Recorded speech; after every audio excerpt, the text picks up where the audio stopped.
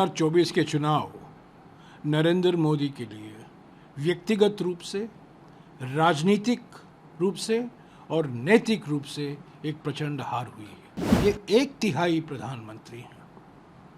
नरेंद्र, नायडू और नीतीश 1/3 प्रधानमंत्री हैं। ये तो गठबंधन चला नहीं पाएंगे। इनका बंधन क्या है?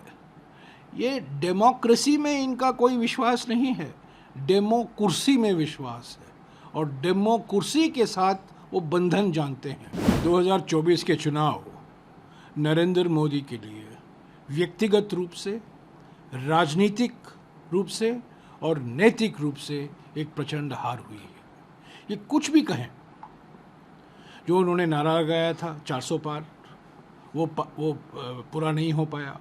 मोदी की गारंटी, मोदी की गारंटी, मोदी ही मुद्दे बन गए थे। खुद अपने आप को उन्होंने मुद्दा बनाया, अपने आप को भगवान घोषित किया। तो इसीलिए मैं कहता हूँ ये 3 हार हुए हैं प्रधानमंत्री की, व्यक्तिगत हार, राजनीतिक हार और नैतिक हार। और अपने खुद के सीट में 1.5 लाख वोटों से कम से जीते हैं। कैसे वो कह सकते हैं मेरी जीत हुई है? ये मोदी की हार है। और अचानक ये एनडीए का जो भूत है, उन्होंने उसको उनमें ऑक्सीजन फूंकने की कोशिश की है। इसीलिए मैं कहता हूँ ये प्रधानमंत्री नहीं है, ये 1/3 प्रधानमंत्री हैं। नरेंद्र, नायडू और नीतीश 1/3 प्रधानमंत्री हैं। ये जनादेश इनको नहीं मिला है। जनादेश इनके खिलाफ गया है, प्रचंड जनादेश है इनके खिलाफ। सीट जीते होंगे, वोट जीते होंगे, सांसद जीते होंगे, पर इकबाल उन्होंने नहीं जीता। जानते हैं इकबाल? जसवंत सिंह हमेशा अपने भाषण में कहा करते थे नेता को और सरकार को इकबाल की ज़रूरत है, यानी कि वो लेजिटिमेसी की ज़रूरत है। वो नरेंद्र मोदी खो चुके हैं। और वो कुछ भी कहें, वो 1/3 प्रधानमंत्री के रूप में आज वो उन्होंने दावा किया है कि मैं सरकार बनाऊंगा। अरे ये तो गठबंधन चला नहीं पाएंगे। इनका बंधन क्या है?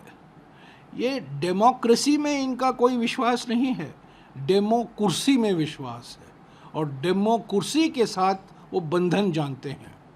जनबंधन नहीं जानते हैं, गठबंधन नहीं जानते हैं, दलों का बंधन नहीं जानते हैं। और एक बात याद रखिए, बीजेपी के सांसदों ने अब तक समिति बुलाई नहीं गई है। बीजेपी सांसद ने इनको नेता नहीं चुना है।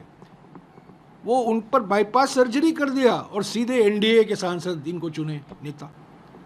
बीजेपी की पार्टी की बैठक होनी चाहिए, वहाँ ये चुनकर आए।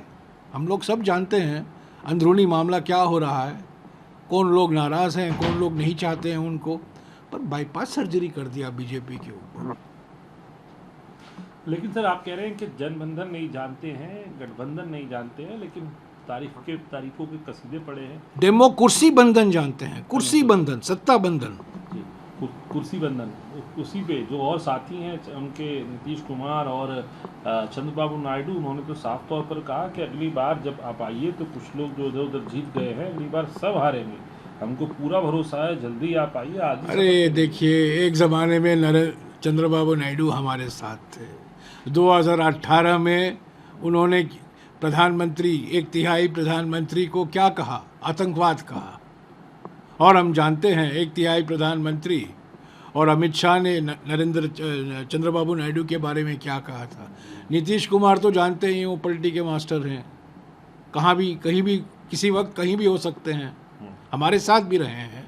23 जून 2023 को पटना में तो बैठक हुई ना, इंडिया जनबंधन जो बना, पटना से ही शुरुआत हुई थी और नीतीश कुमार ने उस बैठक की अध्यक्षता की थी। तो ये सब बोलने के लिए अवसरवादी हैं ये।